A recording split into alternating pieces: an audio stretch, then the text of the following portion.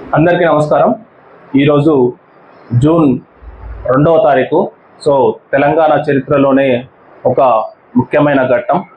ఎన్నో ఉద్యమకారులు పోరాటాల ఫలితాలు, మరెందరో త్యాగాల ఫలితాలు మరియు విద్యార్థుల అమరుల ఎన్నో పోరాటాలు చేసి ఎంతోమంది మరణించి ఈరోజు మనము ఈ విధంగా తెలంగాణను చూస్తున్నామంటే ఎంతోమంది త్యాగాల ఫలితం. అలాంటి త్యాగాల రాష్ట్రం ఈ తెలంగాణ రాష్ట్రం. ముఖ్యంగా ఎంతోమంది ఉద్యమకారులు, ఈ తెలంగాణ చరిత్ర అనేదే ఒక పెద్ద గొప్ప చరిత్ర.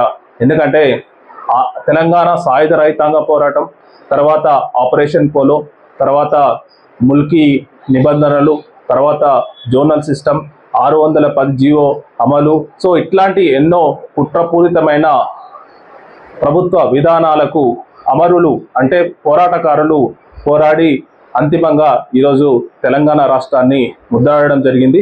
ఈరోజు మన మునుగోడు ప్రాంతంలో ముఖ్యంగా డాక్టర్ చారి గారు ఎంతో అంటే ఒక సామాజికంగా ఎన్నో ప్రజలకు వైద్య సేవలు అందిస్తూ మరియు సామాజికంగా కూడా తెలంగాణ అంటే మలిదశ ఉద్యమంలో చాలా చురుగ్గా పాల్గొని ఎంతో మందికి అవగాహన, తెలంగాణ రాష్ట్ర ఏర్పాటుపై అవగాహన కల్పించడం జరిగింది. మనము ఈరోజు తెలంగాణ రాష్ట్ర అవతరణ దినోత్సవ సందర్భంగా నిజమైన ఉద్యమకారులను, నిజమైన నాయకులను గుర్తింపు చేసుకోవాలి, వాళ్ళని సత్కరించుకోవాలి. అందుకు అనుగుణంగానే ఈరోజు నేను మునుగోడుకు రావడం జరిగింది. ఇది ఈ రాష్ట్రం అనేది నిజమైన తెలంగాణ ఉద్యమకారులకు గుర్తింపుగా కొనసాగింపుగా ఉండాలని ఆకాంక్షిస్తూ ఒక్కసారి సార్ను మాట్లాడవలసిందిగా విజ్ఞప్తి. ముందుగా తెలంగాణ ప్రజలందరూ కూడా తెలంగాణ ఆవిర్భావ దినోత్సవ శుభాకాంక్షలు. ఎన్నో త్యాగాల ఫలితంగా, ఎన్నో పోరాటాల ఫలితంగా ఏర్పడినటువంటి తెలంగాణ. ఆనాడు భారతదేశ చరిత్రలో క్విట్ ఇండియా ఉద్యమం ఏ విధంగా జరిగిందో తెలంగాణలో క్విట్ తెలంగాణ ఉద్యమం పేరుతో మనం తెలంగాణ సాధించుకున్న తెలంగాణలో ఉద్యమకారులను పట్టించుకున్నటువంటి పాపన పోలేదు గత ప్రభుత్వాలు. అందుకనే మార్పు జరిగింది. ఈ ప్రభుత్వం అయినా కూడా ఉద్యమకారుల్ని ఇచ్చినటువంటి మేనిఫెస్టో పెట్టినటువంటి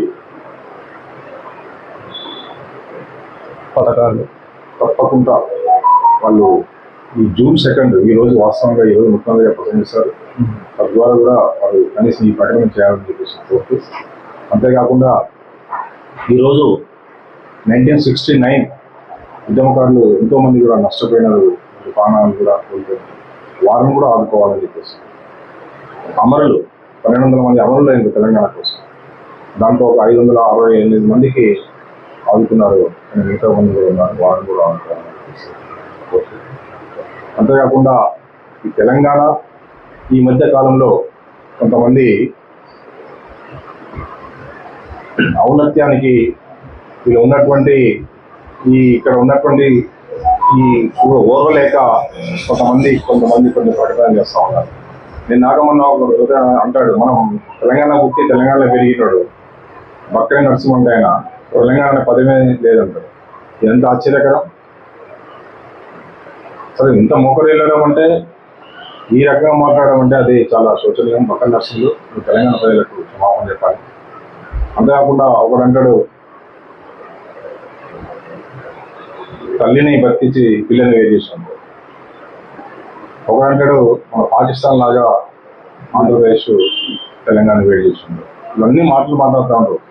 రేపు భవిష్యత్తులో తెలంగాణ మళ్ళీ వీరేమైనా చేస్తారా అని చెప్పేసి కొత్త కూడా ఇంటెలిజెన్స్లో అందరిలో కొంత ఆవేదన వ్యక్తమవుతోంది. ఏదేమైనా ఈ పోరాట గడ్డ తెలంగాణ జోలికి వస్తే ఎవరిని కూడా వదిలేదు. జై తెలంగాణ. Thank you.